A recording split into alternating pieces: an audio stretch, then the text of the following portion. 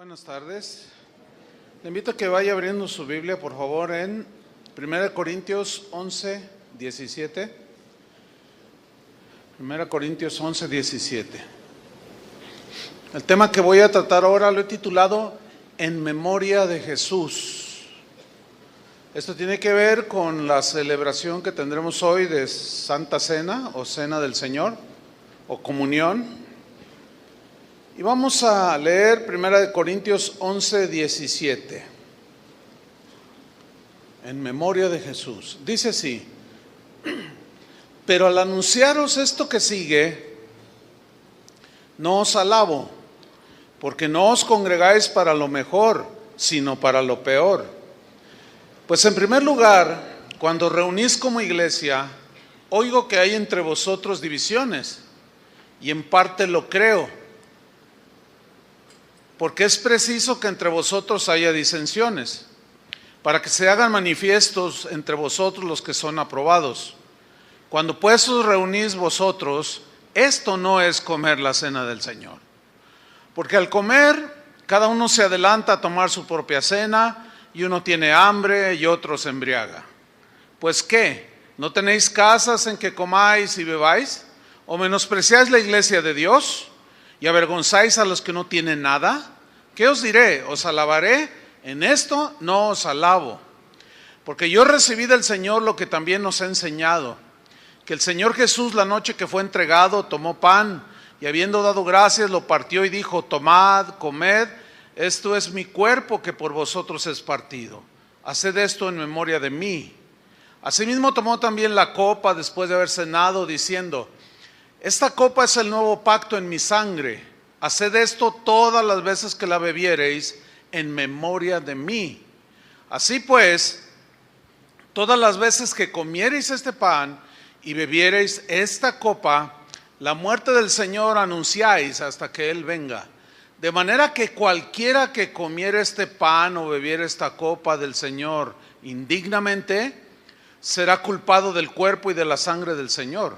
Por tanto, pruébese cada uno a sí mismo, y coma así del pan y beba de la copa. Porque el que come y bebe indignamente, sin discernir el cuerpo del Señor, juicio come y bebe para sí. Por lo cual hay muchos enfermos y debilitados entre vosotros, y muchos duermen. Si pues nos examinásemos a nosotros mismos, no seríamos juzgados. Mas siendo juzgados, somos castigados por el Señor, para que no seamos condenados con el mundo. Este es uno de los pasajes muy importantes que tienen que ver para la vida espiritual o en la vida espiritual de una iglesia que se precie ser una iglesia cristiana. Los corintios eran cristianos, habían recibido el evangelio, pero algo pasaba en sus vidas que no maduraban, se quedaban en un estado de infantilismo, de niñez espiritual, y eso los llevaba a que por su misma inmadurez se generaran en medio de ellos muchos problemas, divisiones, pleitos, partidismo. No, mi predicador favorito es Pablo. No, que Apolos. Yo vine a ver a Pablo, el apóstol. Cosas así, ¿no? Pero ellos habían llegado al extremo, los corintios, de cometer abusos en una celebración que era algo tan sublime y solemne, que era celebrar y recordar al Señor comiendo el pan y bebiendo del jugo de la vid. Y Pablo los reprende duramente a los corintios. Vamos al pasaje que leímos al principio, 1 Corintios 11, 17. Usted se va a quedar allí, vamos a ir a otros textos, pero allí va a poner una señal. Dice en 1 Corintios 11, 17, pero, hay un niño por ahí, si lo atienden por favor, pero al anunciaros esto que sigue, dice Pablo, no os alabo. O sea, yo no apruebo la conducta que ustedes están teniendo, les dice a los corintios. Porque no os congregáis para lo mejor, sino para lo peor. La pregunta es, ¿cómo? ¿Cristianos se pueden congregar y reunir para lo peor. Esto es lo que hacían los corintios. El problema es que hasta la fecha hay gente que se congrega pero con otros fines. No para adorar al Señor, no para tener comunión con los hermanos. Traen sus rollos. Bueno, esto no es nuevo. Y Pablo les dice, no, yo no apruebo este tipo de reuniones. Versículo 18.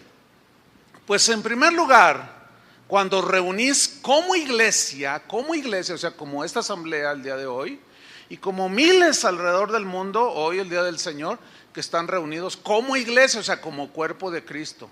Cuando reunís como iglesia, dice, oigo que hay entre vosotros divisiones, y en parte lo creo. A Pablo le habían llegado comentarios, reportes de cómo los corintios se comportaban entre ellos, de cómo ellos se habían quedado en un estado de madurez espiritual, pues ya habían pasado años de haber recibido el evangelio y no maduraban, no crecían, seguían con una mente muy estrecha, con conceptos muy que rayaban en el fanatismo por un lado y por otro lado se iban al libertinaje. Era tremendo lo que estaba pasando ahí. La palabra divisiones que aparece aquí viene de la palabra griega skisma. Esa palabra se puede traducir como cisma. O sea, había cisma, división entre ellos, ¿sí? También se traduce por rotura. O sea, las relaciones entre ellos como hermanos se veían rotas por asuntos de opiniones, por asuntos de la vida cristiana, sobre temas inclusive pues doctrinales, pero que no son fundamentales. Y había discusiones de que si se ponían velo, de que si no se ponían velo, que si los hombres se dejaban crecer el cabello, que si no. Pablo dice, bueno, esta es la norma, pero si alguno quiere ser contencioso, nosotros no tenemos tal costumbre de contender por cosas de segundo orden. Entonces había estas roturas, estos cismas, estas divisiones, porque ellos no tenían todavía la capacidad de pensar con madurez para poder tener paciencia, tolerancia, amor, perdón, etcétera, entre ellos. Dice el versículo 19, del 18 le dice, oigo que hay divisiones, pero miren el 19, porque es preciso, que también se traduce por necesario, es necesario que entre vosotros haya disensiones. A ver, otra vez ese versículo, eso es lo que dice. Porque es preciso que entre vosotros haya diferentes opiniones, conceptos diferentes. ¿Por qué? Porque como humanos, pues llegamos a pensar de manera diferente en algunos conceptos u opiniones. Ahora, ¿por qué es necesario que entre nosotros se den este tipo de cosas? ¿Sabes por qué? Porque es lo que Dios usa, en primer lugar, para hacernos ver nuestra propia condición espiritual. ¿Cómo estoy yo en mi nivel espiritual? ¿Cómo reacciono yo ante la crítica, la murmuración o el desprecio de un miembro de Cristo hacia mí? Entonces eso me prueba, pero a la vez prueba al otro que está teniendo una mala actitud. Porque mira lo que dice, es necesario que entre vosotros haya disensiones para que se hagan manifiestos entre vosotros los que son aprobados. O sea, Dios permite eso para probar nuestro carácter, para que nos demos cuenta de nuestra condición, pedirle su ayuda, su gracia y poder superar esas actitudes de niños inmaduros que luego tenemos, ¿verdad? Que le tuerzas la boca al hermano, al ujier porque te sentó en un lugar donde no te gusta y le tuerces la boca. Cosas así de inmadurez, ¿no? Este versículo en la versión en lenguaje sencillo se lee así, dice así: todo esto tiene que pasar para que se vea quiénes son los verdaderos seguidores de Cristo. Esa traducción como que está más clara, ¿no? Para que se vea quiénes son los verdaderos seguidores de Cristo. Porque se supone, escrituralmente, nos deja ver eso, se entiende que un cristiano debe dar frutos ¿de qué? De paciencia, de misericordia, ¿sí? Ser tolerante, ser amoroso, perdonador, ¿sí o no? Entonces, cuando hay una situación, fíjate, la Biblia, hay algunos cristianos que piensan y se asustan y pegan el grito en el cielo cuando suceden situaciones en una iglesia, y no, pero en la casa de Dios no deberían de suceder. Fíjate que la Biblia no dice que no deben de suceder. La Biblia es más dice que es necesario que sucedan para poder Dios tratar con nosotros y que maduremos. Entonces, cuando algunos traen esta idea, no sé de dónde, de que no debe de haber situaciones de este tipo, entonces cuando ven algo, dicen, no, ya me voy, aquí no hay amor, aquí esto, y empiezan a juzgar, pues como niño. Pablo decía, cuando yo era niño, hablaba como niño, pensaba como niño y juzgaba como niño, pero cuando maduré y crecí, entonces ya dejé lo que era de niño. Entonces, Dios quiere que vayamos madurando, ¿sí? Y la iglesia de Corinto como que algo había detenido el crecimiento hacia la madurez, porque persistían en lo mismo, ¿verdad? Por un lado permitían las relaciones inmorales dentro de la iglesia y no hacían nada. Pero se sentían orgullosos de que hablaban en lenguas y tenían dones de sanidades. Y Pablo los ubica y les dice, no, tiene que haber disciplina en la iglesia, no menosprecien los dones, procúrenlos, no impidan hablar en lenguas, etcétera, pero hágase todo decentemente y con orden. Dice, y cuando hay divisiones entre ustedes, problemas, situaciones, tienen que tener la capacidad, tienen que llegar a la madurez de saberlos resolver entre ustedes. Y ellos se habían quedado ahí, no crecían. Versículo 20. Cuando pues os reunís vosotros, esto no es comer la cena del Señor. O sea, ellos se reunieron o se reunían supuestamente para celebrar la cena del Señor, ¿sí? Pero Pablo les dice, pero como ustedes lo hacen, todo lo que sucede en sus reuniones, eso no es la cena del Señor, eso no es comer la cena del Señor, eso no es recordar lo que Él hizo por nosotros en la cruz. Ahora, la cena del Señor, sabemos que es un memorial, un recordatorio de la muerte de Jesús en la cruz por nuestros pecados. Entonces ese es el propósito principal, según Jesús mismo. Hagan esto en memoria de mí.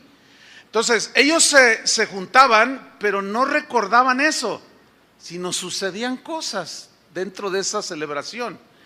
Y había tres situaciones que Pablo trata aquí en el versículo 21 y 22 en adelante. Estaban involucrados los ricos de la congregación, gente no tan rica o gente pobre, y otro segmento que estaban ahí, pero que de alguna manera habían adoptado pues filosofías, qué sé yo, maneras de pensar que los volvieron libertinos. Hacían lo que querían. Y dice Pablo en el versículo 21, porque al comer, o sea, habla de la reunión que ellos hacían. Porque al comer, cada uno se adelanta a tomar su propia cena y uno tiene hambre. Escuche bien esto. Era una costumbre habitual el reunirse para celebrar comiendo. Después de la cena del Señor, ellos comían. Había reuniones en que los griegos practicaban en la que cada participante de la reunión aportaba una parte de comida, después la juntaban y esa comida era para todos podían comer de allí. Lo que hoy diríamos, vamos a tener un convivio de traje. O sea, yo traje pozole, yo traje tortas ahogadas, el otro día un hermano me dice, ya investigué todo eso, ya sé lo que es el pozole, ya sé lo que son tortas ahogadas, como es muy de aquí, entonces ya no tengo que explicar. Entonces llegaban, cada quien llevaba de traje, traían y comían y convivían. Esta costumbre de convivir y repartir la comida llevando cada quien era una costumbre de los griegos, pero los cristianos adoptaron esa costumbre. Perdón, y ellos llamaban a sus reuniones fiestas agape o fiestas de amor cristiano, que lo juntaban con la celebración de la cena del Señor. Entonces todos los miembros de una congregación decían, el pastor decía, vamos a recordar al Señor, vamos a hacer un memorial. Y ellos ya sabían, vamos a recordar al Señor. Entonces todos traían comida. Pero en ese punto en el que Pablo escribe esta carta, los corintios ya habían perdido totalmente el significado y el propósito de la cena del Señor. Sus diferencias entre ellos, no, que el hombre no puede tener el pelo largo, no tiene que cortárselo, que la mujer no se corte el pelo, no, que tiene que se lo corte, que el vestido no sé cuánto, y se peleaban, se agarraban, en fin, eran bastante serios. Yo la verdad digo, ay, esa iglesia, ¿quién sería el pastor? Ni siquiera lo nombra, porque como que no se sentiría muy orgulloso de tener una iglesia así. Pero en este caso había, digamos, 3 segmentos en la congregación que se vieron involucrados aquí. Y eran los ricos, eran los pobres o los no tan ricos, y un grupo muy especial que eran los libertinos. Los que decían, no es malo esto, no es malo adulterar, no es malo fornicar, no es malo emborracharse. No, ¿qué? Ya Él pagó por nuestros pecados. Esos estaban metidos ahí en la iglesia. Entonces Pablo dice, fíjate, en el versículo 21, porque al comer, cada uno se adelanta a tomar su propia cena y uno tiene hambre. ¿Qué significa? Que los ricos que llevaban mucho, como tenían diferencias con aquel y a lo mejor era un pobre de la congregación, como se juntaban y compartían, entonces por eso Pablo dice, cada uno se adelanta y se come su propia comida. O sea, no comparte. Y los pobres, que lo sabía, se quedan con hambre y no tienen que comer. Y Pablo dice, ¿qué cosas están pasando entre ustedes? ¿Cómo es posible que estén pasando estas cosas? Entonces, ahí estaban los ricos viviendo en un egoísmo, el egoísmo ya los había atrapado, pero también los pobres tenían su orgullito, Más de uno sin duda que decía, no necesito tus tortas, yo tengo a mi Dios que me suple, y estaba muriendo de hambre, ¿no?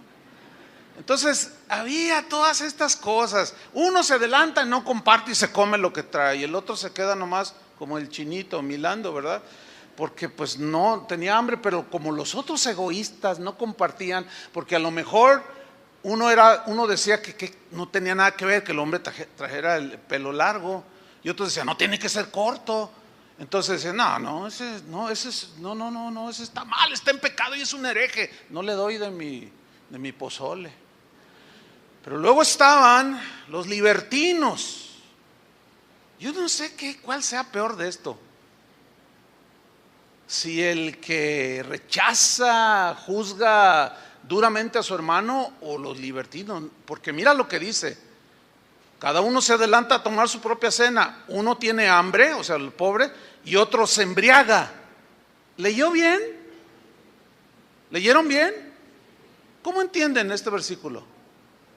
Que se emborrachaban. ¿En dónde? En la iglesia. O sea, entre ellos, en los convivios que ellos tenían, se emborrachaban. Yo no sé si usted había leído ese versículo. O sea, había algunos que vivían su cristianismo con pleno libertinaje. No, aquí me siento bien chévere, nomás me faltan las luces y el humo. No, pero eso es para el siglo XXI. Pero te dejan hacer de todo. Ahora, ¿por qué permitían a los libertinos allí? Porque les faltaba a los líderes ponerse las pilas. ¿Se acuerdan que 1 Corintios en el capítulo 5 no dijeron nada sobre una relación inmoral, vergonzosa, de un hombre que tomó por mujer a su madrastra? Y ellos no dijeron nada. Libertinos. Fíjense que ahora en el Congreso de Jóvenes que pasó hace una semana, sucedió algo. Vinieron jóvenes de muchas casas de oración, de otros estados de la República, algunos de otros países, pero entre todos esos grupos vinieron también jóvenes de otras iglesias. Pues nosotros hicimos la invitación abierta y vino un grupo de jóvenes de cierta iglesia de aquí de la ciudad.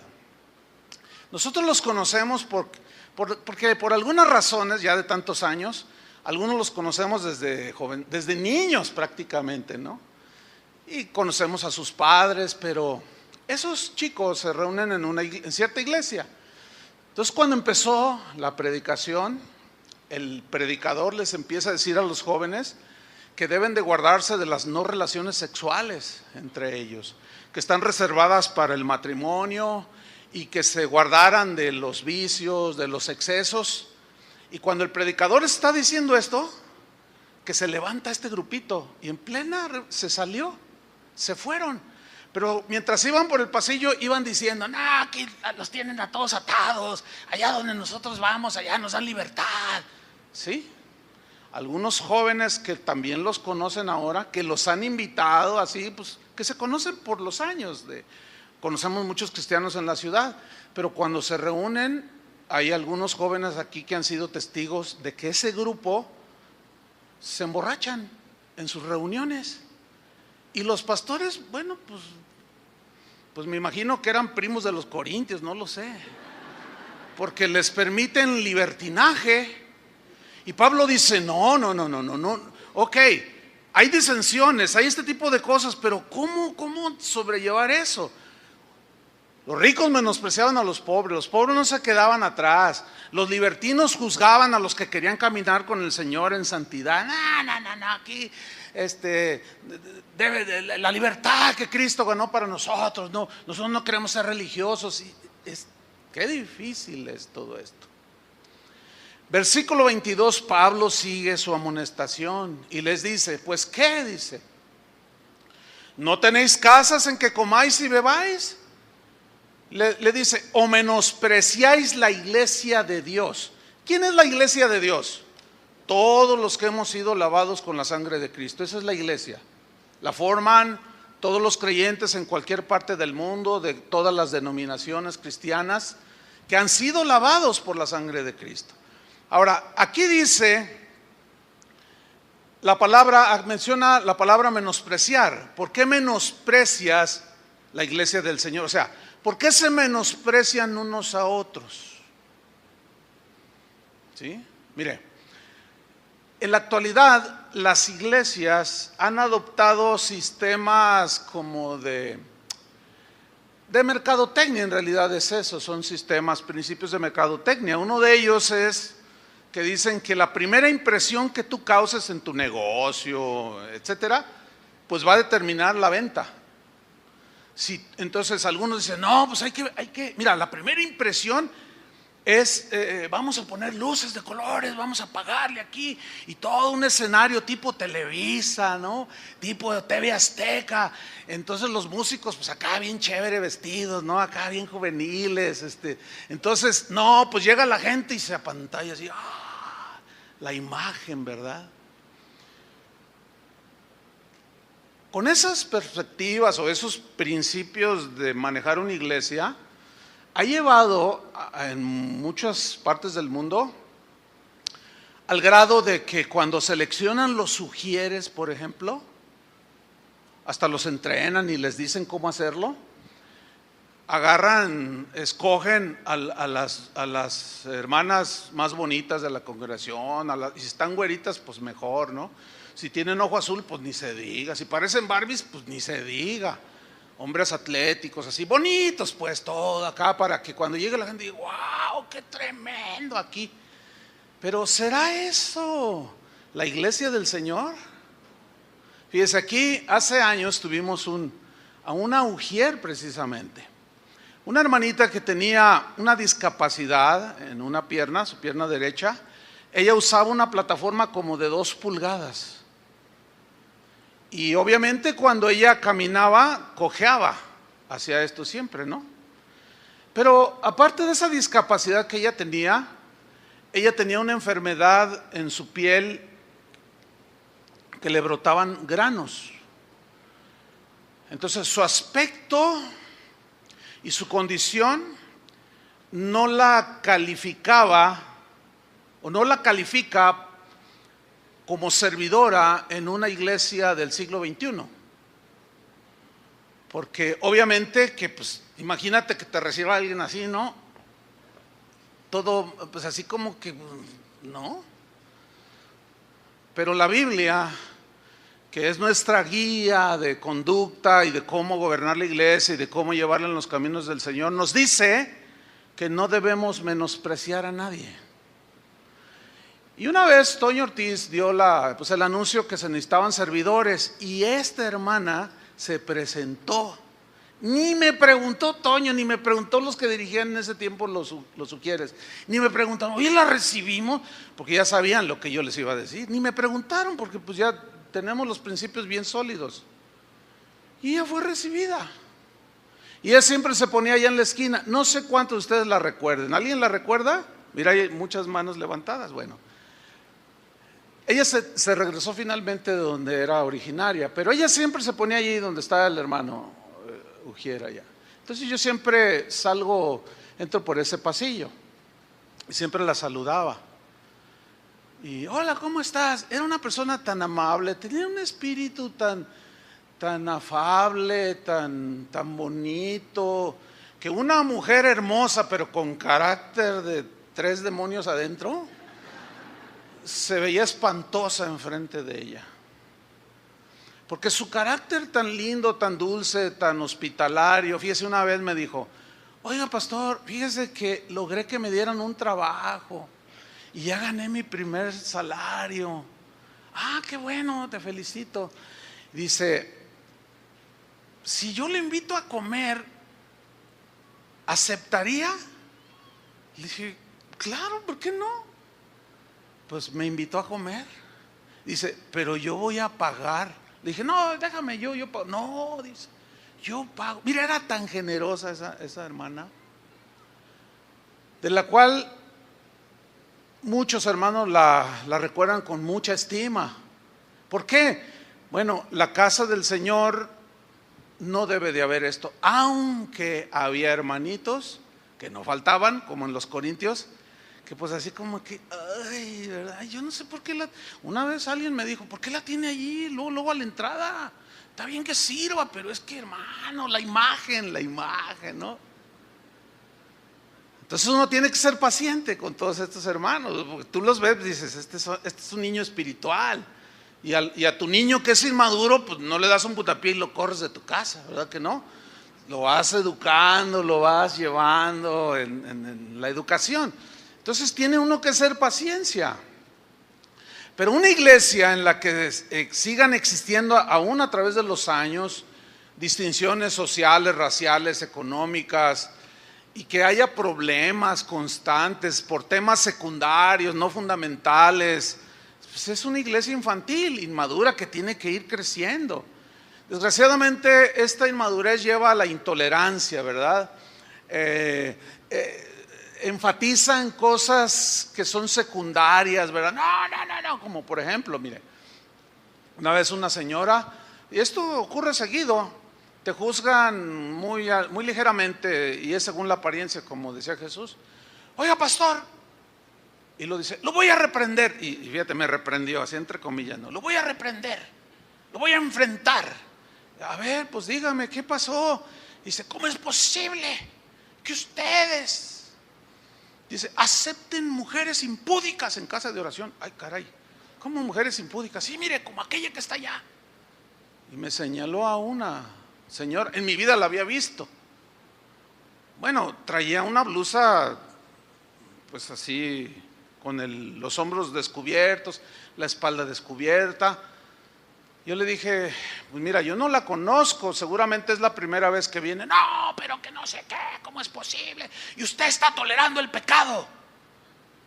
Entonces, tenía celo la hermana por la prudencia en el vestir, pero le faltaba algo, le faltaba misericordia, le faltaba paciencia.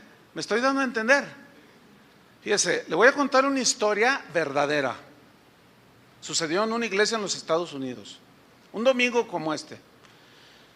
El predicador empezó a predicar, como a los 5 minutos, así como ahorita está lleno el auditorio, había una que otra silla por allí vacía, y los Ujieres metieron a una mujer que venía, su vestimenta pues, no era prudente, de una mujer prudente, y sí venía con una minifalda y bueno, en fin, ustedes entienden. Y la sentaron entre la segunda y tercera fila, así cerquita. Entonces cuando el predicador, que era un pastor invitado en esa congregación, dijo: siento en mi espíritu que el Señor me está moviendo a cambiar mi mensaje. Y empezó a decir: esas mujeres impúdicas que parecen prostitutas. Y la miraba la señora. Y que no sé qué, y que la santidad a Jehová. Y sí es cierto, o sea, es la casa del Señor y tiene que haber prudencia. ¿Están de acuerdo con eso? Pero a este le salió el celo. Y la estuvo agrediendo y agrediendo y agrediendo y agrediendo. La mujer se salió, se fue. Obviamente se sintió aludida y se fue. Bueno, al otro día sale una noticia de que una prostituta se había suicidado. ¿Quién creen que era? Era la mujer que había entrado a la iglesia. Dejó una nota que decía: hace unos días, mientras yo trabajaba en mi trabajo, prostitución, dice, llegaron unas personas que andaban por la calle y me empezaron a hablar de Jesús, que Él podía cambiar mi vida, que Él me amaba, que Él podía, y en fin, dice, me dieron un folleto con una dirección de una iglesia a la cual fui hoy en la mañana. Pero lo único que encontré fue desprecio, rechazo. Dice, creo que no valgo absolutamente nada, mi vida no tiene sentido. La última oportunidad que yo pudiera haber tenido era esta esperanza que me dieron, pero no. Y se cortó las venas y se dejó de sangrar y se murió. ¿Saben? Yo no quisiera estar en las botas de ese celoso predicador. Porque es verdad, la mujer cristiana tiene que vestirse con pudor y decencia, así dice la Biblia. Pero ¿cómo? ¿Qué vamos a hacer? ¿A poner allí a Toño Ortiz? A ver, no, usted no, órale, a ver, no, usted sí, usted no, usted, o sea, ¿cómo? ¿Qué vamos a hacer? Cuando yo estaba en la preparatoria había una chica que traía faldas hasta acá y era de una religión, de una iglesia de tantas que hay. Y ella nos invitaba eventualmente pero yo le decía, no, pero pues acá estamos, es lo mismo. Decía, no, es que acá la palabra de Dios, pero fornicaba con 4 o 5 allí del salón. Entonces, ¿cómo está el asunto? Bueno, los corintios así estaban. O sea, no sabían juzgar, no sabían discernir. Y de pronto les salía el celo fanático, ¿entienden? Así como de, no, aquí las cosas son así. Y no permitían otro concepto. Entonces, fíjense, un sabio en la antigüedad dijo, tener celos sin llegar a ser un fanático es una señal de la verdadera madurez espiritual. O sea, hay que tener celo por las cosas de Dios. ¿Están de acuerdo conmigo? Pero tenemos que saber ubicar lo que es de segundo orden o de segunda importancia dentro de una iglesia, que no son verdades fundamentales. Las verdades fundamentales tienen que ver con la divinidad de Jesús, la Trinidad, su concepción virginal, nació de una virgen, que son verdades fundamentales. La resurrección, Cristo resucitó. Pero dentro de todo eso hay otro entendimiento, y en eso coincidimos todos los cristianos, pero tenemos diferencias en diferentes conceptos que no tienen que ver con la salvación, que no agreden la divinidad de Jesús, que no agreden las verdades fundamentales del cristianismo. Y de esto, hermanos, la inmadurez provoca muchas agresiones. Precisamente por la inmadurez, no se tolera, cada quien se quiere salir con la suya, en fin. Una vez yo estaba en un evento y estaba predicando con otros 2 pastores y después de yo dar mi primera enseñanza, uno de ellos, que es amigo mío de casi 30 años, muy apreciable, amigo, hermano, me dijo, oye Chuy, dice, tú dijiste esto, pero ¿me permites hacerte una corrección? Claro, le digo, mira, te faltó esto y tienes que considerar este punto acá y acá. Le dije, oye, tienes razón. Le dije, oh, no, pues gracias. Me faltó aplicarme allí para tener un concepto más acertado en un principio ahí de la Biblia. No, no, gracias, le dije. No, no, de nada, me dice. Pero después él, en su predicación, él estaba tocando cierto punto y él dijo, les voy a decir algo, en la iglesia católica nadie puede encontrar la salvación, dijo así. Entonces yo me quedé, y cuando terminó, le dije, oye, no pienses que te la estoy devolviendo, pero es la verdad. ¿Por qué? Me dice. Le digo, es que tú dijiste que en la iglesia católica nadie puede encontrar la salvación. Claro, me dice, está llena de ídolos. Y empezó, ¿no? Entonces yo le dije, oye, pero no te has puesto a pensar que todos los reformadores, absolutamente todos, Lutero, Zwinglio, Calvino, todos eran sacerdotes católicos. ¿Y dónde encontró Lutero la salvación? Y se queda así y dice, ay, no lo había visto así. Le digo, bueno, mi estimado, lo que pasa es que la salvación no está en una iglesia o en una organización, está en Cristo. Y Cristo está donde le clames, ahí está. Y puede ser en Sodoma y Gomorra y ahí está Él, esperando a que le clames. Y lo hizo así, y se quitó los lentes y dijo, ¿sabes qué? Jamás lo había visto así. Gracias, me dice, por aclararme ese punto. Y desde aquel tiempo, cuando él repite eso, lo pone como anécdota, ¿no? Fíjense, yo pensaba, pero estaba equivocado. Ahora, el querer salirse con la suya, con lo que yo creo, es lo que provoca problemas. ¿Entienden? Y así estaban los corintios. Miren, a continuación vamos a ver un pasaje pues de los más importantes. Vamos a 1 Corintios 11:23, que es donde estamos ahí.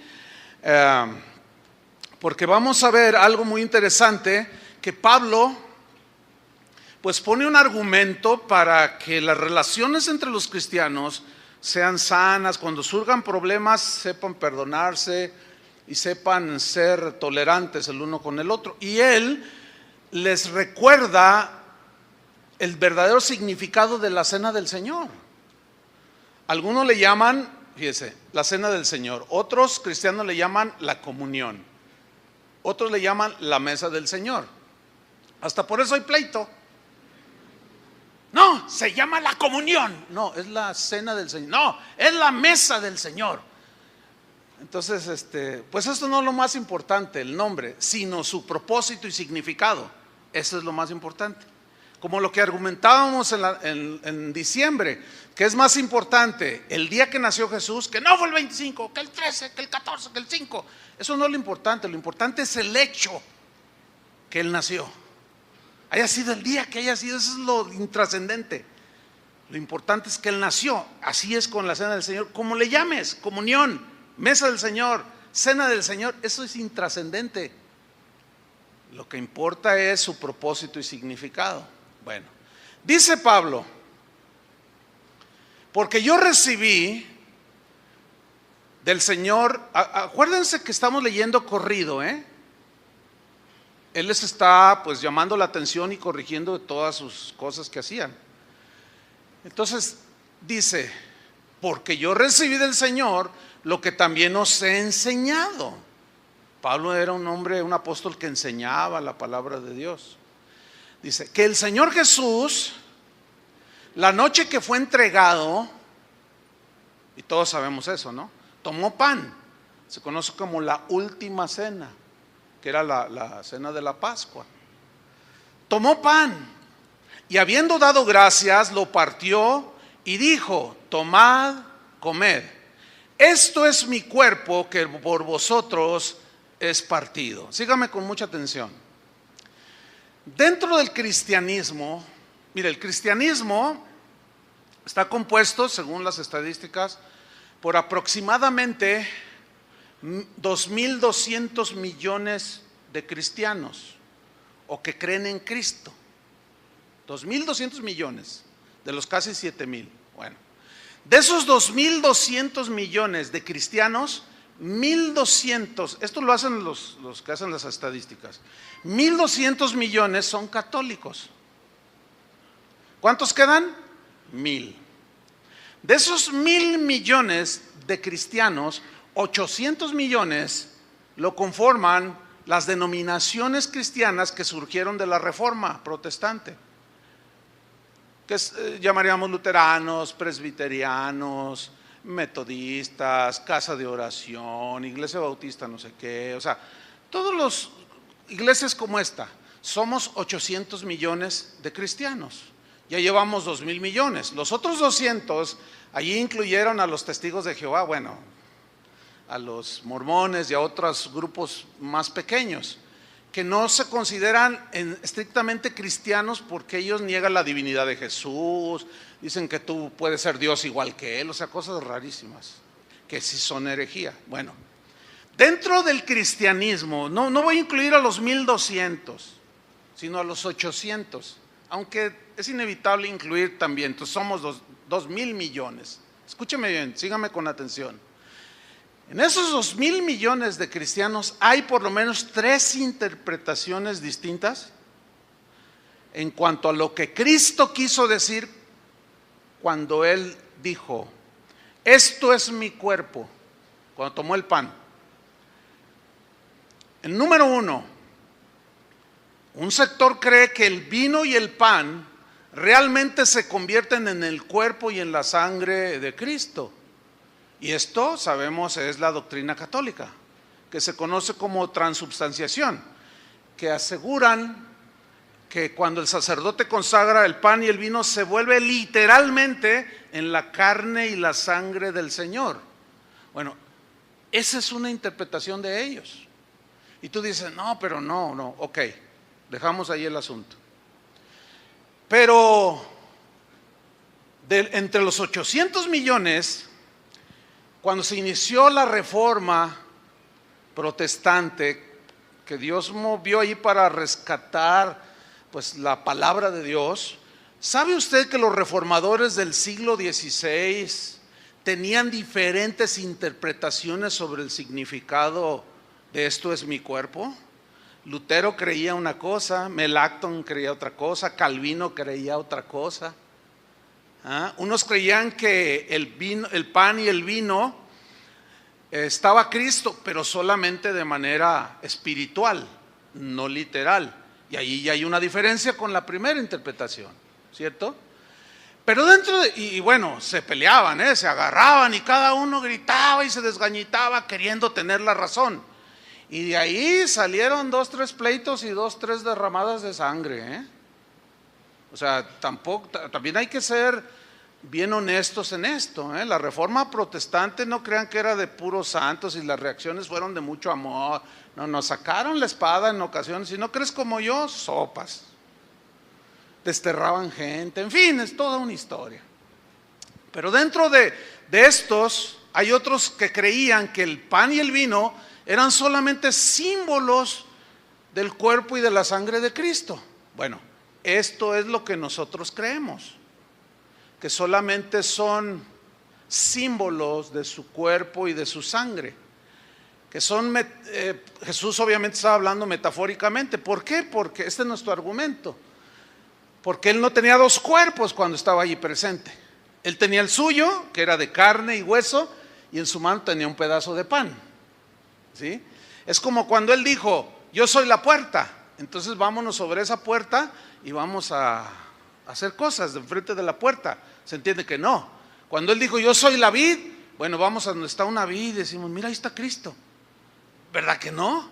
Entonces, ese es el argumento. Ahora bien, nosotros creemos así, pero escúcheme, yo no llamaría herejes a algunos cristianos que tienen sus denominaciones, que creen que sí está Cristo, pero simbólicamente.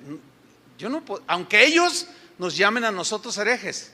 Ahora, ¿cómo llegar a ese punto? Les explico. A través de los años, que vas aprendiendo a distinguir de lo fundamental de lo secundario. Entonces, te agreden y te te calumnian. Y ahora con el internet, no, pues ni se miden, los hermanos son despiadados. Ahora ya te tachan de todo y te sacan las palabras del contexto y te hacen un video de 1 minuto donde supuestamente uno dice algo, y cuando mis mensajes son de 1 hora y media, las sacan totalmente del contexto y dicen lo que yo nunca dije. Pues es la misma táctica de Satanás, ¿no? De torcer las cosas. Pero eso lo hacen porque ellos se sienten poseedores, algunos se sienten poseedores de la verdad en sentido absoluto. Entonces rechazan cualquier otro concepto que ellos no lo tengan. Y se vuelven intolerantes y llaman herejes. Pero hermanos, al menos en lo que es de nuestra parte, yo no me animaría ni me atrevo a llamarle hereje a nadie que disienta de mí en cosas como estas. Por eso es que no me verán jamás discutiendo ni peleando en internet, ni en Facebook, ni en las páginas de allí del internet, discutiendo, queriéndome quedar con la razón, porque en las cosas secundarias hay tantas opiniones, hermanos. Unos dicen que la batería es del diablo. Bueno, en el caso de aquí no es del diablo, es de aquí de Casa de Oración. Y así cada coto dice, no, ¿cómo? Un teclado, es que ese es un instrumento que lo usan. Una guitarra eléctrica, no, que no ha visto que los satánicos traen guitarras eléctricas. Entonces te digo, a ver, contésteme con la Biblia, dígame dónde se pueden usar guitarras eléctricas. Pues, no les contesto. ¿Por qué? Eso evita ¿la qué? La confrontación y el pleito innecesario. ¿O quieren ser corintos? Que por cualquier cosa ya, no, hermano, fíjese el razonamiento. El asunto no está en el instrumento, sino en quién lo toca. Qué diferente, ¿no? Porque entonces estos micrófonos también los usan. Este es un buen micrófono que usan muchos cantantes, vocalistas. Entonces, como lo usa Luis Miguel, él usa uno igual a este. Ya no lo voy a usar porque es pagano del mundo. O sea, fíjese qué conceptos y qué falta de sentido común y de...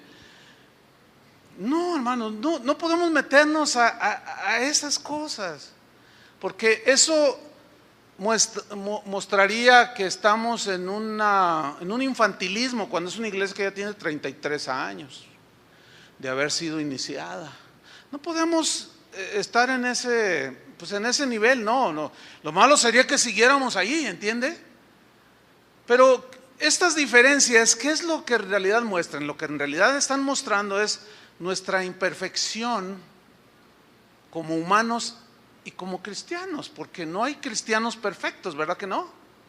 Porque cuando alguien muestra un celo así, intransigente, agresivo, inflexible, como un joven que vio a un hermano, pues él iba pasando y volteó y estaba en una tienda y se estaba tomando una cerveza allí con unos amigos que se encontró.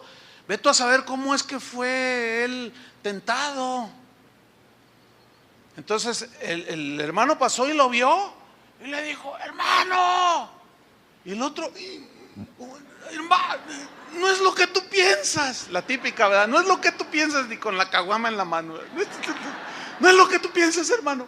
Pero entonces inflexible, sin misericordia, te vas a ir al infierno y vaya. Y empezó en el Face. Órale, yo vi al hermano y así, que no sé qué. Entonces me dice un hermano, oye, hay un hermano que, híjole, se siente como el que nunca va a fallar. ¿Por qué? Y ya me contó. Entonces le dije, oye, ven para acá, hermano. ¿Es cierto que tú viste? Sí, ¿cómo es posible? Pero hasta puso pose de predicador. Y le dije, tranquilo, Bobby, tranquilo. Le digo, mira, fíjese bien, cuando alguien se porta así, está diciendo, todos fallan menos yo, tú eres así. ¿Se acuerdan de la oración del publicano y del fariseo? ¿Qué dice el fariseo? Te doy gracias porque no soy adúltero no soy como aquel, no soy como aquel, ni siquiera como este publicano. ¿Y qué dijo Jesús? ¿Quién había salido justificado? el publicano, porque se arrepintió. Entonces, cuando alguien tiene una actitud así férrea, inflexible, de no sé, todo que nos queréis santidad a Jehová y debemos de guardar, es como que estuvieran diciendo: yo nunca me equivoco, yo nunca voy a fallar, yo seré un santo, pero todos los demás sí se van a equivocar, deberían de ser como yo. ¿Hay un cristiano perfecto? Ninguno. A ese ya se le olvidó la misericordia que recibió. Sí tuvo la suficiente fe para recibir la gracia que lo perdonó y lo justificó y lo lavó con su sangre, pero no tiene la suficiente entendimiento para pensar que esa misma gracia, a lo mejor hasta un poquito menos de la que él recibió, los demás la puedan recibir. Se les olvida y se vuelven fanáticos, celosos, pero es un celo pues fanático, que lo único que está mostrando es inmadurez, no es un celo espiritual. Entonces nosotros creemos que son símbolos del cuerpo y la sangre del Señor, pero si algunos no creen como nosotros, no los vamos a llamar herejes. ¿Por qué? Aunque ellos nos llamen, bueno, los vamos a tolerar. Miren, hablándoles como dicen por ahí, ¿verdad? Con el corazón en la mano. ¿Sí se siente feo cuando alguien dice mal de ti? ¿Sienten feo? Pues yo también, y más cuando son mentiras. Tú dices: híjole, aquí estos hermanos, a veces dan ganas de desenfundar. Y luego así como que, y luego el Señor: Pedro, guarda la espada. Pedro, cortándole las orejas a la gente, va a decir: órale, o la seta del zorro, no de los michoacanos, sino de acá del zorro. Y a veces dan ganas, pero no. Ahí es donde va, al que más se le da, dijo Jesús, más se le demanda. ¿Sí o no? Bueno, se supone que el que sabe más de la Biblia entiende más, y el que enseña se le demanda más. O sea, en teoría Dios me demanda más a mí que a ustedes. ¿Por qué? Porque supuestamente yo sé más de la Biblia, por algo soy el pastor, o entiendo más, o qué sé yo. Entonces a mí Dios me demanda más. Entonces pues a veces se ensañan, pero hasta ahorita, por la gracia de Dios, no he levantado la mano para defenderme, y con su gracia no lo voy a hacer, porque yo he notado, y ya es una práctica, cuando alguien oro por él, porque dice la Biblia, Jesús dijo: si te maldicen, bendícelos. Qué maravillosa puerta de salida nos dejó el Señor. Si te maldicen, bendícelos. Si te calumnian, tú habla bien de ellos. Bueno, en otras palabras, ¿no? Entonces yo lo hago y digo: ay, qué maravilloso, porque mi corazón está sano, ¿entienden? Entonces ese es el propósito de Dios, no que nos quedemos ahí en ese infantilismo, sino que crezcamos, ¿no? Volvamos a 1 Corintios 11:23. Porque si en algo coincidimos todos los cristianos, es que la cena del Señor es una celebración de la fe cristiana, ¿sí o no? Es propio del cristianismo y allí no hay discusión. Y bueno, ya nos quedamos con eso, ¿ok? Dice pues 1 Corintios 11, está hablando, voy a leer desde el 24. Y habiendo dado gracias, lo partió y dijo: tomad, comed, esto es mi cuerpo que por vosotros es partido. Y luego añade Jesús: haced esto, ¿cómo? En memoria de mí. Por eso el tema se llama En memoria de Jesús. Ok, ¿qué quiso decir Jesús? Hagan esto en memoria de mí, cuando coman el pan y beban el fruto de la vid.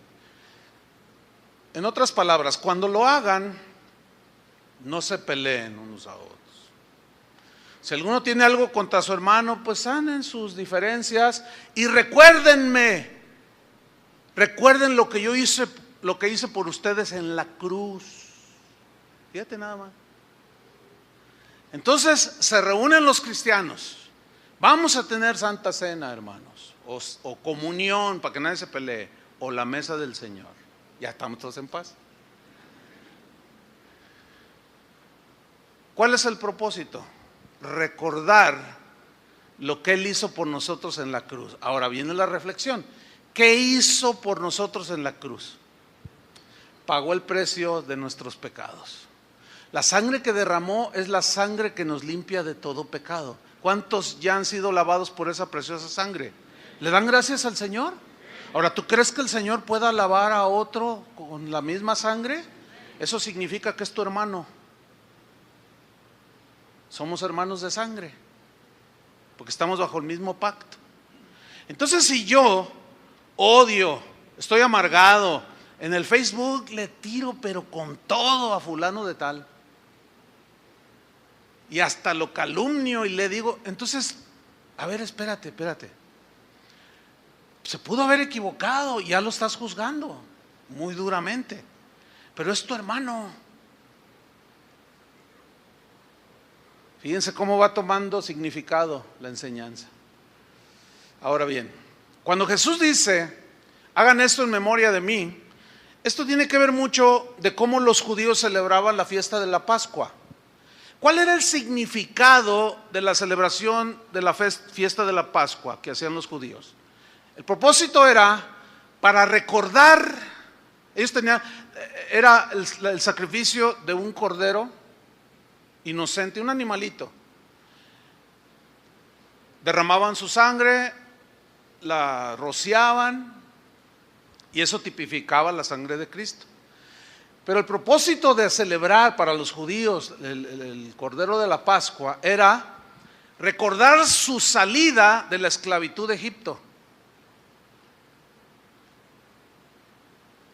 Entonces cada vez que ellos mataban el cordero se acordaban y decían, ay, ¿te acuerdas cómo nos tenían de esclavos y cómo abusaban de nosotros? Pero el Señor en su misericordia y levantó a Moisés, del cual, ay, nos portamos medio mal con él, pero Dios fue bueno y se acuerdan cómo nos trajo en el desierto y cómo hizo milagros y cómo nos entregó una tierra tan rica, tan preciosa, llena de abundancia. Ese era el propósito. Lo sacó a la vida abundante. A eso se refirió Cristo, claro, en sentido espiritual, ya no es una tierra literal. Él hablaba de vida, y vida ¿qué? En abundancia. Se refiere a toda la riqueza espiritual. Entonces Jesús, para nosotros el día de hoy, es el Cordero de Dios que quitó los pecados del mundo. Él es nuestro Cordero de la Pascua. Nosotros ya no tenemos que sacrificar animalitos inocentes, ya no. Porque dice Pablo, nuestra Pascua, que es Cristo, ya fue sacrificada por nosotros. Por eso Jesús, cuando en aquella noche toma el pan, toma el vino, lo parte, les dice, coman, beban, hagan esto en memoria de mí, recuérdenme. Versículo 25, 1 Corintios 11, 25. Asimismo tomó también la copa después de haber cenado, diciendo, esta copa es el nuevo pacto en mi sangre. Yo quiero subrayar la frase nuevo pacto. El antiguo pacto estaba sellado con sangre, pero de animalitos inocentes, que simbólicamente solamente cubrían los pecados. Pero la sangre de Cristo borra nuestros pecados. Es una diferencia enorme. Ahora, Dios borra nuestros pecados, pero aquí quiero mencionar algo importante. Hay cristianos que dicen, ay, ¿por qué yo a veces estoy tan en paz, disfrutando la paz del Señor? Y de pronto vienen a mi mente pecados que yo hice cuando era niño o joven, cuando mi mamá me mandó a comprar un peso de tortillas y compré 80 centavos. ¿Te acuerdas de esa, Marcial? Tú también así le pellizcabas allá las tortillas. Yo también. Mami, ya le confesé mi pecado. Ahí está mi mamá y mi abuelita. No. Bueno, entonces, ¿en qué estaba? Ya ven, por andar en otras cosas. Checo, ¿qué estaba diciendo? Se me fue. Del nuevo pacto, ok. De cómo vienen a nuestra memoria cosas que hicimos cuando estábamos niños o jóvenes o antes de conocer a Cristo. Y te afliges y dices, ay, Señor, pero ¿por qué no se me olvida? Nunca se te va a olvidar. ¿Sabes por qué? ¿O para qué?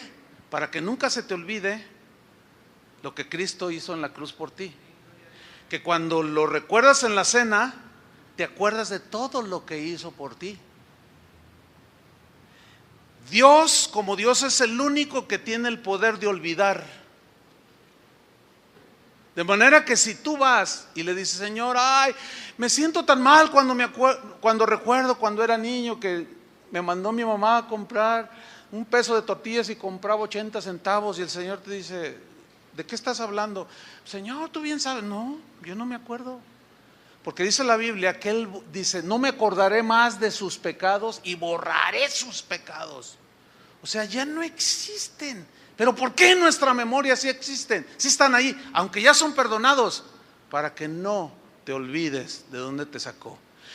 Y para que cuando veas a alguien que comete los mismos, o a veces peores, y a veces no tan peores de los que tú cometiste, eso es lo terrible de muchos cristianos, que antes de conocer a Cristo cometimos terribles pecados, pero otros, porque hay de pecados a pecados, tú los ves y los juzgas, no, se van a ir al infierno, y ya, y te pones una actitud así como que hasta se gozan porque se van a ir al infierno los demás. Ya se te olvidó. Cuando alguien tiene una actitud así, ya se le olvidó la gracia que recibió.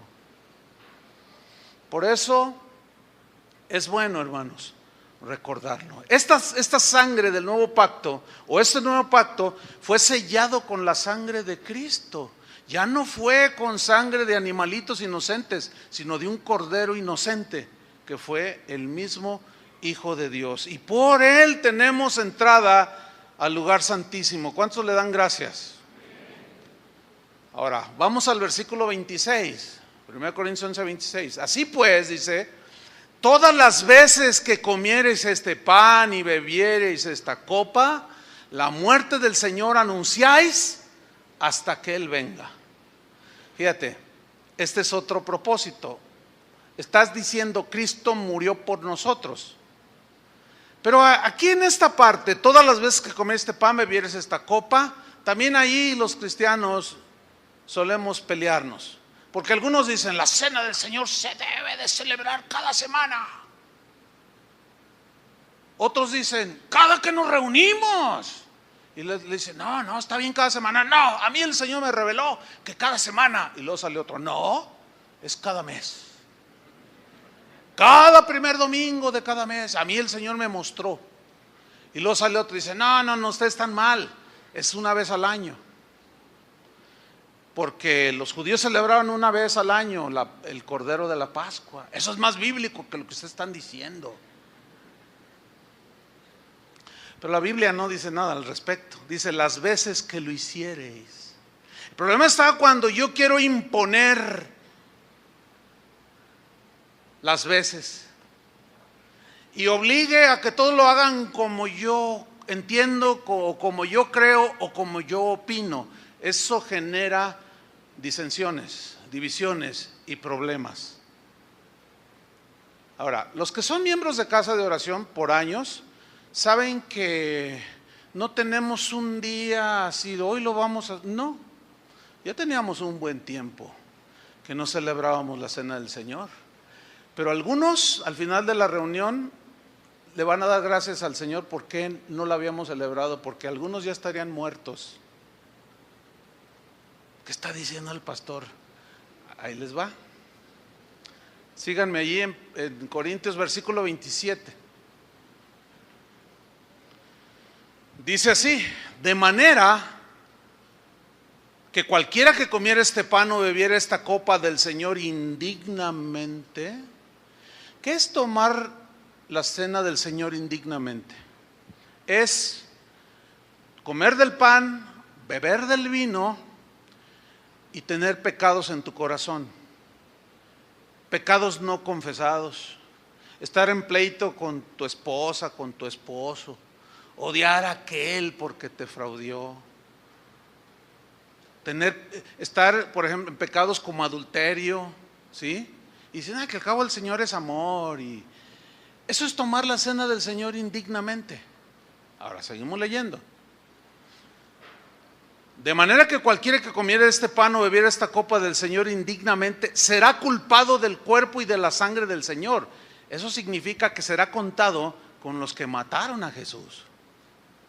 Porque dice que cree, pero sus hechos dicen lo contrario. Dice el versículo 28, por tanto, pruébese cada uno. Fíjate, cada uno. Aquí ya es de manera individual. ¿Por qué cada uno y no todos en asamblea?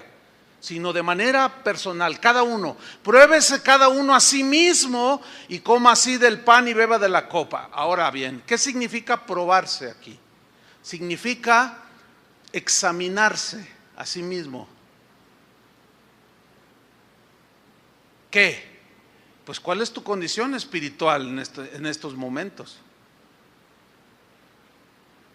¿Sí? Si tú estás en adulterio, tu esposa no lo sabe, estás cuidándote de los hermanos, estoy poniendo nada más así al aire, ejemplos. Estás robando ahí en tu trabajo y dices, no, pues es que no me queda otra, Señor, tú conoces mi corazón, y véngase de ahí, véngase de ahí, y sigues robándole al patrón, sigues teniendo amargura en tu corazón. Ay, pues sí, yo soy cristiana, pero no soporto a esa hermana. O sea, eso es tener pecado en el corazón. ¿Están entendiendo, no? Ahora bien, pongan mucha atención. La cena del Señor se celebra para que recordemos lo que Él hizo por nosotros, ¿cierto? Pero Satanás ha logrado meter en las mentes de algunos cristianos el siguiente razonamiento. Dice, no, pues no la voy a tomar porque, híjole, no ando bien mal. No, pues anoche le puse unas patadas a mi esposa. No. Y bueno, la verdad, el otro día ahí le coqueteé a una chava que me hizo jalón y no, yo no la voy a tomar. Perdón, tú sabes, Señor, pero no la voy a tomar. Escúchame bien.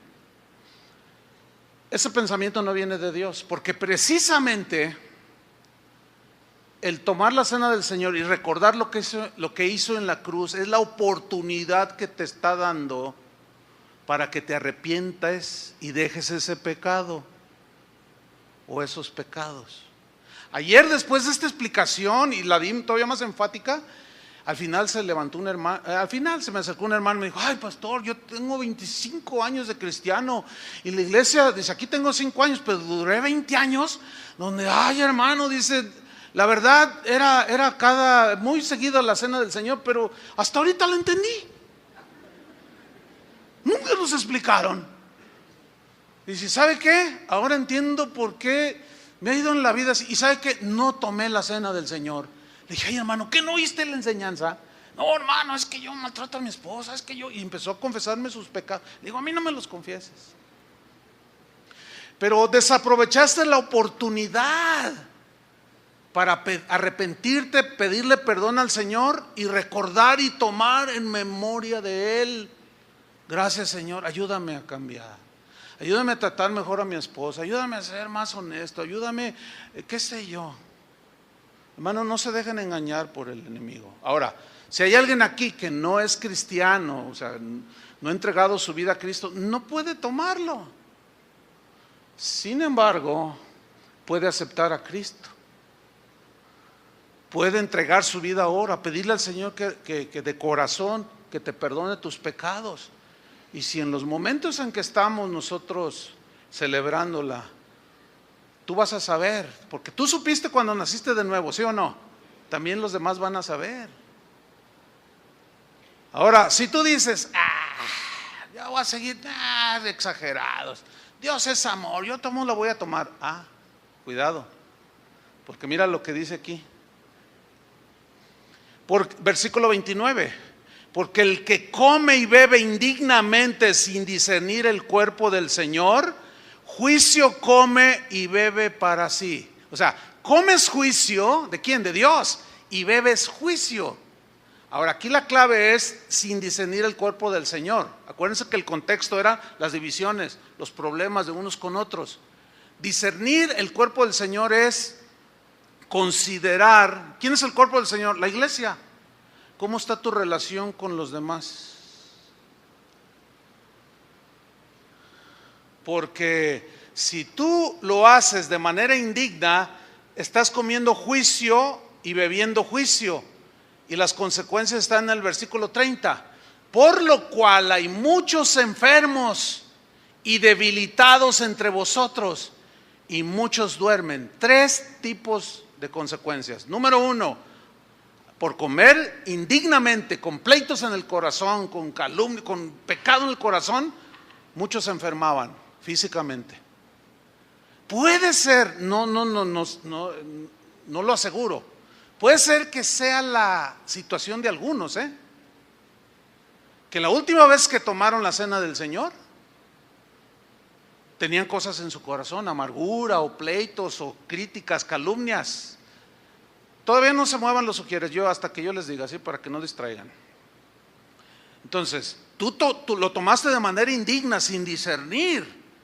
Y puede ser que esa enfermedad que nomás te dan de todo, ya probaste hasta la rama de pirul y nomás nada te hace. Puede ser, yo no sé, cada quien sabe, pero aquí dice que algunos corintios que habían tomado indignamente la cena del Señor se habían enfermado. Otros, dice, están debilitados. ¿Qué significa? Son débiles en la fe. Todo les afecta, no están conformes, no están tranquilos, todo critican, son débiles en la fe, todo les parece mal, todo, ay, qué horrible. ¿Por qué? Pues porque nunca solucionaron su problema de amargura, de envidia, de celos, de pleito con los demás. Y luego están los últimos. Dice, y otros, muchos, duermen. Ustedes saben que dormir en la Biblia, ¿qué significa? Morirse. O sea, se morían prematuramente. Por eso yo les dije durante la enseñanza, denle gracias a Dios a algunos de ustedes que no tuvimos a la ligera la cena del Señor, porque tal vez estuvieran muertos. Pero yo estoy convencido que a estas alturas ustedes ya entienden lo que es ser un cristiano, ¿sí o no? ¿Sí o no? Entonces, bueno, lo podemos hacer cada semana, pero tendríamos que estar explicando cada semana. Lo hacemos en el caso de nosotros cuando el Señor nos impulsa a hacerlo. Porque algunos nos encaraban, algunos de ustedes. Oiga, ¿sabe qué? Una vez una señora, yo me voy de aquí, pastor. ¿Por qué, hermana? ¿Qué pasó? Esta no es una iglesia cristiana. ¿Usted cómo es posible que usted está desviando al pueblo de Dios? Ay, hermanos, ¿qué le hice? Es que tengo un año aquí y nunca han celebrado la cena del Señor. ¿Qué clase de iglesia es esta? Pues me voy. Entonces, bueno, esa hermanita, qué bueno que no la celebramos, se nos muere. Con esa actitud tan arrogante, prepotente y grosera, la toma y a lo mejor se muere. O cuando menos se enferma, o por eso es así de débil y de fanática y de intolerante. No, hermanos, ahora entiende un poco mejor. Por eso finalmente dice, si pues nos examinásemos a nosotros mismos, es hacer lo que cuando iban a la doctrina, cuando eran niños, ¿se acuerdan? Un examen de conciencia, ¿se acuerdan de eso? Vamos a hacer un examen de conciencia. Eso significa examinarse a nosotros mismos. ¿Qué tenemos que hacer cada uno? Examinarnos a nosotros mismos. Dice, si pues nos examinásemos a nosotros mismos, no seríamos juzgados por Dios de que nos enfermáramos, nos debilitáramos o nos muriéramos prematuramente. Mas siendo juzgados, o sea, nuestros pecados, nuestras actitudes, reconocemos, somos castigados por el Señor. O sea, Dios nos va a disciplinar para que no seamos condenados con el mundo. ¿Qué prefieren, la condenación del mundo o la disciplina del Señor? La disciplina del Señor. Y aquí termino con esto, examinarse a sí mismo. Déjeme contarle esto y procedemos.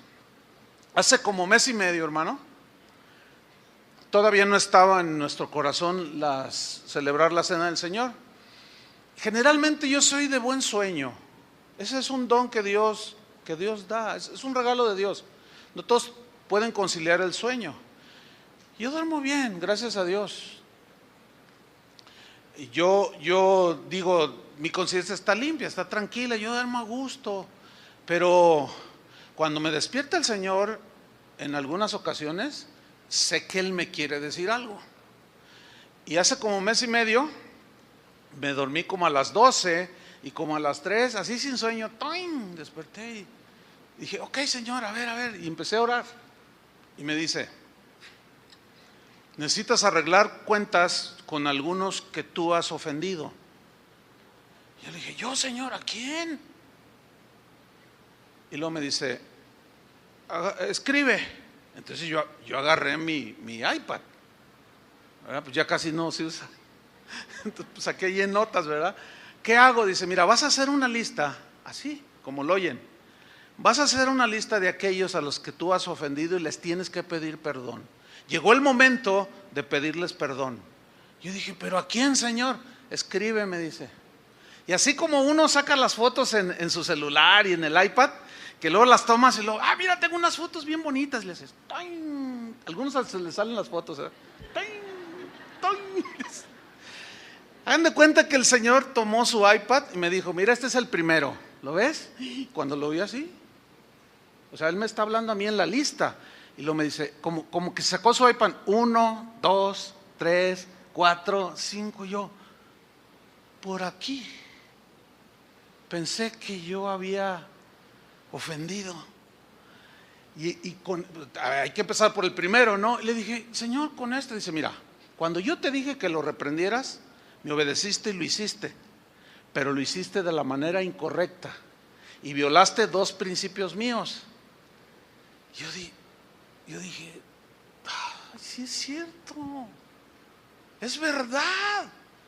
Mira, hice lo correcto de manera incorrecta, como David, que quiso llevar el arca del pacto a Jerusalén, hizo lo correcto pero de manera incorrecta, lo subió en una carreta. Y luego se tropezaban las bestias y lo quiso agarrar y cayó fulminado. Y dijo Dios, no, es que así no es la manera, yo pongo la manera. Y era cargada por los levitas. Dice, tú me obedeciste, me dijo el Señor, de reprenderlo por lo que estaba haciendo, y lo hiciste bien, pero lo hiciste de la manera incorrecta. Y me trajo a la memoria, fíjense cómo a veces ofendemos por omisión, o como decía, oraba el salmista, líbrame aún de los pecados que me son ocultos. Y me trajo a la memoria cuando este hermano, o sea, aceptó de alguna manera la corrección, pero luego me reclamó. Yo le dije, no, tratas de justificarte. Entonces cuando entendí, en el mismo iPad, hice un correo. Pero como es un hermano que vive en otro país lejano, como yo perdí su amistad, ya no tenía el correo. Entonces dije, bueno, dejé a la mitad el escrito, que no era muy largo. Bueno, lo van a creer que ese día a las 7 de la mañana, como ya ven que son una campanita, ¡toing!, yo no lo atiendo a esa hora, pero algo sentí, y que voy y lo abro, y era una hermana que decía, pastor, yo escucho casa de oración y es una bendición, y yo me congrego en la iglesia fulana de tal. Y cuando dice iglesia fulana de tal, yo dije, es la del pastor. Yo dije, no, Señor, o sea, yo lo veo como misericordia de parte del Señor, así lo vi yo, Y yo le dije, Señor, gracias, porque Él quiere que esté bien, mejor. Entonces le contesto, gracias hermana por escucharnos. Oye, la iglesia donde tú vas es la iglesia donde pastorea fulano de tal. Y me contesta, así casi inmediato, me dice, sí. Le digo, oye, ¿me haces un favor? Pídele al pastor su correo, o tú mándamelo. Dice, yo no me lo sé, pero se lo voy a pedir. Y luego me regresa el correo. pongan atención, me dice: hermano, ya tengo aquí el correo, ya se lo mando aquí más abajo, pero me dio mucha tristeza lo que me dijo el pastor, que entre ustedes había habido una diferencia y perdieron la amistad. Pero el pastor me dijo: dale mi correo. Yo a Chuy lo amo, lo respeto, pero me ofendió. Fíjate. Dice: hermano, sentí bien feo cuando me di cuenta que entre ustedes se habían disgustado, pero ahí está el correo. Completé el correo sin justificarme, sin decir: no, pero es que tú, que no. Simplemente: ¿sabes qué, hermano? Tenías razón cuando me reclamaste, perdóname. Yo nunca te olvidé, siempre en mis oraciones lo recordé, y es cierto. Y cuando me preguntaban de él: oye, fulano de tal, no, ese hombre es de Dios. Lo mismo hacía él. Y le mando ese correo y me lo responde. Y me dice: Chuy, dice, no sabes el gusto que me da. Dice: yo te perdono, es más, casi desde ese momento, pero nuestra amistad se perdió. Pero hermano, no, hermanos. Y luego venía el segundo, el tercero. De 5 que he mandado, 4 ya me respondieron. Otro está batallando. Y fíjense, curiosamente, a ese yo no le hice nada. Porque yo le dije al Señor: ¿y este colado qué? ¿Y este qué? Pues es al contrario. Y dice: no, mira, es que quiero que le escribas. Y dile que estás orando por él y que lo bendices. Bendícelo. Es más, lo que voy a decir, no sé si lo debería decir o no, pero el Señor me dijo: mira, está en una necesidad económica, y yo le mandé una ofrenda. Así. No me ha respondido. Yo sé que está batallando, pero yo soy paciente. Pero mañana le voy a volver a... Ojalá esté escuchando esto. O sea, yo no tengo nada en contra de él. Bueno, déjenme decirles, esto abundó más la paz, pero todavía me faltan 5. Pero yo ya le pedí perdón al Señor, ¿entiende? Y bueno, en eso estoy, porque hay que saber el tiempo, hay que saber el momento. Entonces, imagínate tomar la cena del Señor recordando lo que Él hizo por mí, que lo puede hacer por todos. Eso me está llevando a mí, al paso de los años, a ser más paciente, más tolerante, pues generoso, qué sé yo, con misericordia. No sé, pero Dios está haciendo algo. Ese es el propósito de la cena del Señor. ¿Entendieron el mensaje? Pues recordemos al Señor. ¿Qué les parece? ¿Sí? Voy a pedir a los edecanes que pasen, a los sugieres. Van a tomar ustedes un pedacito de pan. Nosotros pues hemos simplificado. Sería el colmo que alguno dijera: es que esto no es bíblico, era una sola copa. Bueno, ¿de qué tamaño sería la copa? ¿La del Atlas? ¿Cuál? O sea, no, hermanos, o sea, son vasitos así pequeños, o sea, sean pacientes, tolerantes. No es el pan así cortado, pero es un pedacito de pan. Lo que importa que es el memorial. Amén. Entonces van a pasar delante de usted. Usted va a tomar un pedacito de pan mientras nos dirigen en unas alabanzas de adoración. No pierda la atención. Puede estar en un momento de examinación de cómo están sus relaciones, cómo está su vida. Y en ese mismo espíritu, ahorita en unos minutos más, vamos a recordar lo que Jesús hizo en la cruz por nosotros. Amén. Entonces allí, por favor, repartan todo. También que pasen a repartir acá a los hermanos de la alabanza.